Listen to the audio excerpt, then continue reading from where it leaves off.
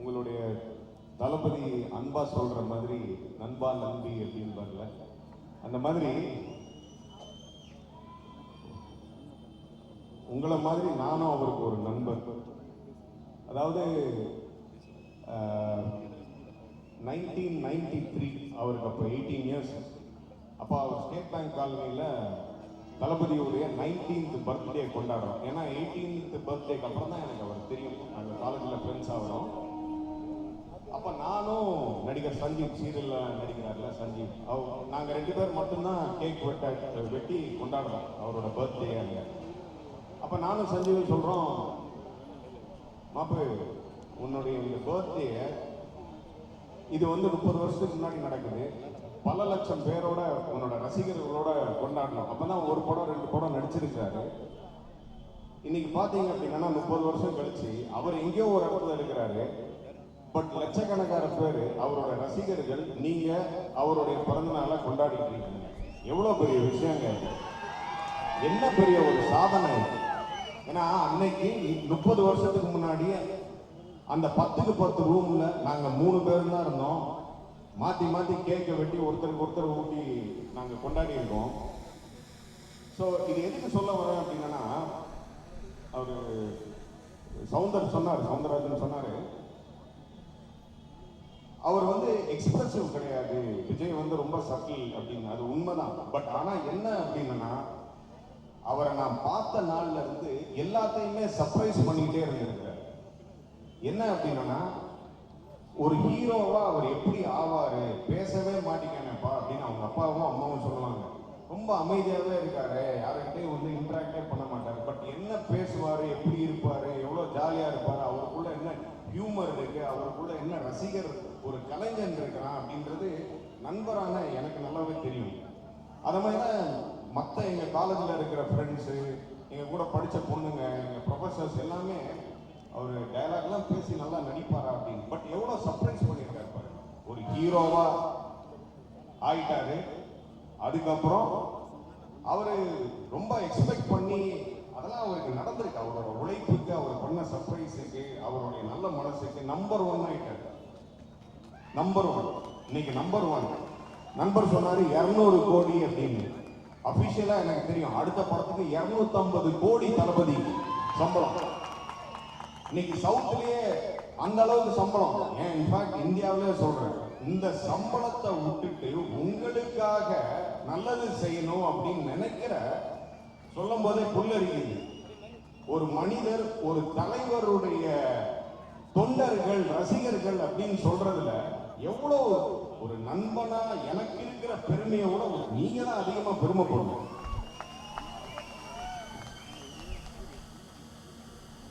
என்ன அப்படின்னா, விஜய் வந்து ஒரு நல்ல மகன், நல்ல நண்பன், நல்ல கணவன், நல்ல தகப்பன், நல்ல தலைவன். நான் எப்பவுமே கேட்பேன், எப்பமா இப்ப எம்ஜிஆர் மாதிரி ஆக போற அப்படின்னு. இதுக்கப்புறம் நான் எப்படி கலராகி எம்ஜிஆர் மாதிரி அப்படின்னு. நான் கலரை சொல்லல, தலைவரா எப்ப ஆக போற, நடிகன் ஆயாச்சு, ஹீரோ ஆயாச்சு, நம்பர் 1 சூப்பர் ஸ்டார் ஆயாச்சு, அடுத்து என்ன தலைவன் ஆகணும்ல. எனக்கு நல்லா ஞாபகம் இருக்கு, பாலமுருகன் அண்ணன் இப்பதான் சொல்லிட்டு இருந்தேன். போன வருஷம் ஜூலை 1ஆம் தேதி ஆவடியில இதே மாதிரி தளபதியுடைய பிறந்த நாள நலத்திட்டங்களோட, அதுக்கும் நான் வந்திருந்தேன், புசியானந்த அண்ணனும் வந்திருந்தாங்க. இதை சிறப்பா வந்து கொண்டாடணும். அப்போ புசியானந்த ஒரு 10 நிமிஷம் தனியா பேசணும்னு கார்ல உட்கார்ந்து பேசிட்டு இருந்தோம். அண்ணா, ஒரு மக்கள் இயக்கமா இருக்கிறது எப்போ கட்சியா மாற போகுதுங்க, அந்த நல்ல நாளுக்காக வெயிட் பண்ணிட்டு இருக்கிறோம் அப்படின்னு சொல்லிட்டு, மற்றவங்க எப்படி ஃபேன்ஸு, ரசிகர்கள், தொண்டர்கள் இவங்கெல்லாம் எப்படி வந்து ஆவலா இருக்காங்களோ அந்த மாதிரி எப்போ வந்து இல்லை. ஏன்னா அவர் நம்ம கிட்ட எல்லாம் வெளிப்படையா சொல்ல மாட்டார், திடீர்னு சர்ப்ரைஸ் பண்ணுவார் தளபதி. ஸோ அந்த மாதிரி எப்போ இது வந்து அந்த நல்ல செய்தியை சொல்ல போறீங்க, நானும் வெயிட்டிங்க அண்ணா, கூடிய சீக்கிரம்ண்ணே அது நடக்கும்ண்ணே அப்படின்னு. நான் போன வருஷமே எக்ஸ்பெக்ட் பண்ணேன். பட் ஆனால் உங்களுடைய தலைவர் தளபதி அழகா பிப்ரவரி மாதம் அதை அனௌன்ஸ் பண்ணிட்டேன். ஸோ இனிமேல் நோ மோர் மக்கள் இயக்கம் கிடையாது, இனிமே அது வந்து தமிழக வெற்றி கழகம். இந்த கழகத்துல நானும் ஒரு அங்கம். ஸோ இனிமே நம்மளுடைய கடமை, நம்மளுடைய பொறுப்பு, எல்லாருமே இன்னும் கூட கொஞ்சம் ரெஸ்பான்சிபிலிட்டி இருக்கணும். நம்மளுக்கு இன்னும் கூட கொஞ்சம் மெச்சூரிட்டி இருக்கணும். ஒரு நல்ல தலைவனுக்கு பக்கபலமா அட்லீஸ்ட் நம்ம பாலமுருகன் அண்ணன் அளவுக்கு, அதுக்கப்புறம் புசியானந்த் அண்ணன் அளவுக்கு செய்யலைன்னா கூட நம்மளால முடிஞ்ச விஷயங்களை செய்வோம். இன்னைக்கு இது ஒரு நான் ஆசைப்படுறேன் என்ன அப்படின்னா, ரொம்ப பொறுப்போட இருக்கும். இப்போ தளபதியோட நண்பன் அப்படின்னு எனக்கு ஒரு பொறுப்பு இருக்கு. எங்க போனாலும் எனக்கு அந்த ஒரு ஃபேஸ் தான் இருக்குது. ஓகே, ஒரு நடிகை, ஒரு டைரக்டர், அதெல்லாம் ஓகே. என்னோட ஐடென்டிட்டி என்ன அப்படின்னா 70% தளபதி ஃப்ரெண்டு, பெஸ்ட் ஃப்ரெண்டு அப்படின்னு ஆகிப்போச்சு. இப்போ எல்லா சேனல்ஸ்லையும் டிஜிட்டல் பிளாட்ஃபார்ம்ல இந்த நாளை ஒட்டி தளபதியுடைய ஸ்பெஷல் இது. ஏன்னா 50வது பிறந்த நாள். ஸோ ஒரு மனுஷன் 50வது வயசுல எவ்வளவு சாதிச்சிருக்காங்க, எவ்வளவு பெருமையா இருக்கு.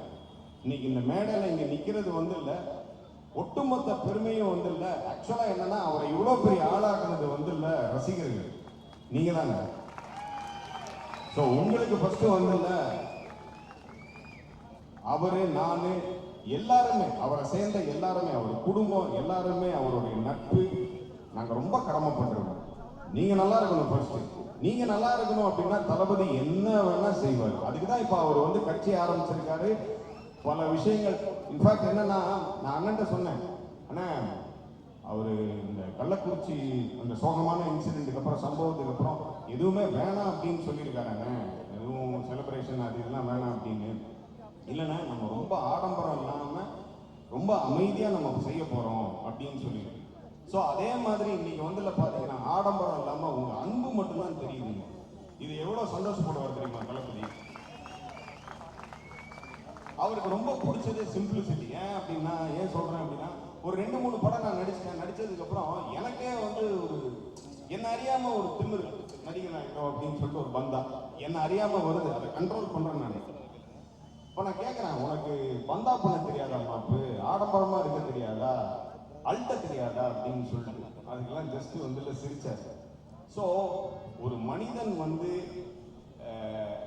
நான் நிறைய பேரோட பழகிருக்கேன் சினிமா இண்டஸ்ட்ரியில. பட் என்ன அப்படின்னா, ரொம்ப இயல்பா இருக்கிற ஒரு மனிதன், ரொம்ப இயல்பா இருக்கிறதே ரொம்ப ரொம்ப கஷ்டம். நம்மளா இருக்கிறது. ஸோ நான் என்ன சொல்ல விரும்புறேன்னா, இதுல நிறைய நமக்கு ரெஸ்பான்சிபிலிட்டி இருக்கு. அவர் சம்பாதிச்சு வச்சிருக்க இந்த பேரை அழகா நம்மளால முடிஞ்ச விஷயங்கள், நல்ல விஷயங்கள் செஞ்சு அவரை மேலும் மேலும் புகழடை செய்யும். இதுதான். இந்த வாய்ப்பு அளித்ததுக்கு ரொம்ப ரொம்ப நன்றி. தேங்க்யூ.